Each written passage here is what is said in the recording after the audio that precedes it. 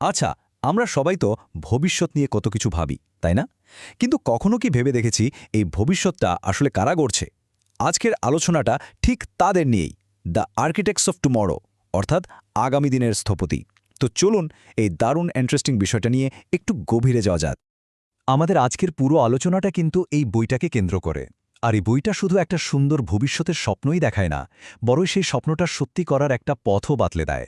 তো চলুন দেখি ঠিক কি বলা হচ্ছে এর ভেতরে।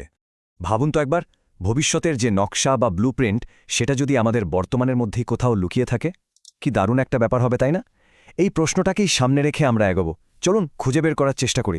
তো প্রথমেই আমরা যে বিষয়টা নিয়ে কথা বলবো সেটা হলো একটা আলোকিত সভ্যতার ধারণা, মানে একটা আইডিয়াল সমাজ দেখতে কেমন হতে পারে, যার মূলে থাকবে ন্যায় বিচার, স্বাধীনতা আর উন্নতি।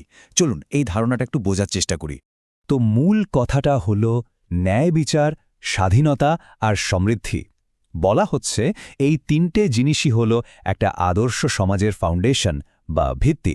এখন প্রশ্ন হলো এই ভিত্তিটা কিভাবে গড়া সম্ভব? আমাদের বাকি আলোচনাটা ঠিক এই বিষয়টা নিয়ে।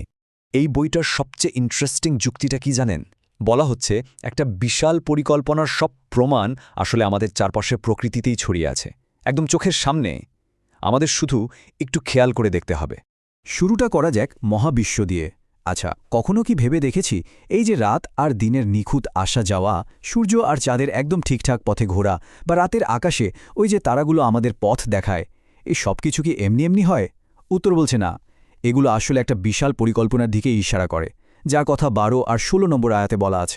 মহাবিশ্বের পর এবার একটু আমাদের নিজেদের গ্রহ পৃথিবীর দিকে তাকাই। ভাবুন তো, আকাশ থেকে যে বৃষ্টি পড়ে সেটা কিভাবে শুকনো মৃত মাটিকে আবার জীবন্ত করে তোলে। আবার দেখুন, বিশাল বিশাল পাহাড়গুলো কিভাবে পৃথিবীকে স্থির রাখে। আর সমুদ্র, সেখান থেকে আমরা কত কি পাই, খাবার, মণিমুক্তা। এই সবকিছুই কিন্তু একটা পারফেক্ট ব্যালেন্স সিস্টেমের কথাই মনে করিয়ে দেয়। শুধু পৃথিবী বা মহাবিশ্বই নয়, জীবজন্তুদের দিকে তাকালেও কিন্তু একই রকম আশ্চর্য জিনিস দেখা যায়। যেমন ধরুন গরু ছাগলের কথা, তারা আমাদের কত কাজে লাগে। আবার ভাবা যায় এক ফোঁটা শুক্রাণু থেকে কিভাবে মানুষের মতো এত জটিল একটা প্রাণী তৈরি হয়। এমনকি মৌমাছির বানানো মধুর মধ্যেও যে রোগ সারানোর ক্ষমতা আছে, এগুলো সবই তো একটা অসাধারণ ডিজাইনের কথাই বলে, তাই না? তো এই বইটা আমাদের এটাই বলতে চাইছে যে এই যে এত সব ঘটনা আমরা দেখছি, এগুলো কোনোটাকেই র্যান্ডম বা বিচ্ছিন্ন ভাবার কারণ নেই, বরং যারা চিন্তা করে তাদের জন্য এগুলোর প্রত্যেকটা এক একটা স্পষ্ট সিগন্যাল বা নিদর্শন। আচ্ছা, প্রকৃতির এই অসাধারণ নিদর্শনগুলো দেখার পর আমাদের রিয়াকশনটা কি হওয়া উচিত? এখানেই একটা খুব জরুরি প্রশ্ন সামনে আসে, একটা সিদ্ধান্তের ব্যাপার। আমরা কি এই সব কিছুর জন্য কৃতজ্ঞ হব, নাকি অহংকার করে এগুলোকে অস্বীকার করব? দেখুন, এখানে দুই ধরনের মানসিকতার একটা পরিষ্কার পার্থক্য দেখানো হয়েছে। একদিকে আছে সেই মানুষগুলো যারা সৃষ্টি জগৎ নিয়ে গভীরভাবে চিন্তা করে আর স্রষ্টার দেওয়া অশেষ আশীর্বাদ বা নিয়ামতকে স্বীকার করে। আর ঠিক তার উল্টো দিকে আছে সেই অহংকারী মন, যারা এই সবকিছুকে আজগুবি গালগল্প বলে উড়িয়ে দেয় আর সত্যিটা দেখতেই চায় না। এই উদ্ধৃতিটা বিষয়টাকে আরও স্পষ্ট করে দেয়। এখানে বলা হচ্ছে মানুষ যে অস্বীকার করে সেটা কিন্তু না জেনে বা না বুঝে করে না। তারা স্রষ্টার আশীর্বাদ বা নিয়ামতগুলো সম্পর্কে ভালোভাবেই জানে, কিন্তু জেনে শুনেই অস্বীকার করে। মানে এটা তাদের একটা ডেলিবারেট চয়েস, একটা ইচ্ছাকৃত সিদ্ধান্ত। এখন কথা হলো, এই যে কৃতজ্ঞ থাকার মানসিকতা, এটা কিন্তু শুধু ব্যক্তিগত ব্যাপার না। এই মানসিকতাই একটা সুন্দর গোছানো সমাজ তৈরির ভিত্তি করে দেয়। চলুন তো দেখি কিভাবে এই চিন্তাটা একটা গোটা সমাজের জন্য একটা ব্লুপ্রিন্ট বা নকশা তৈরি করে দেয়। বলা হচ্ছে একটা আদর্শ সমাজের তিনটা মূল পিলার বা স্তম্ভ আছে।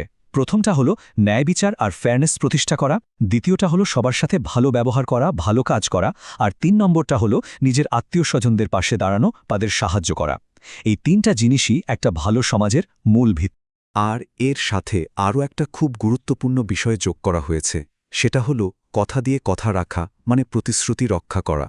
এখানে পরিষ্কারভাবে বলা হয়েছে কখনো চুক্তি ভাঙা যাবে না বা শপথকে ধোঁকা দেওয়ার জন্য ব্যবহার করা যাবে না, কারণ একে অপরের প্রতি বিশ্বাসটাই তো একটা সমাজের আসল শক্তি।